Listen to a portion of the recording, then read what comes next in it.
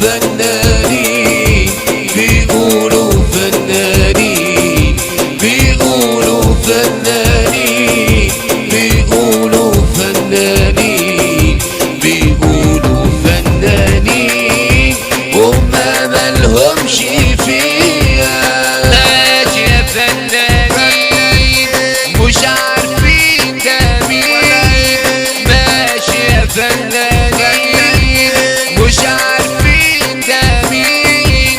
ده صانع النجوم محمود عبد العزيز.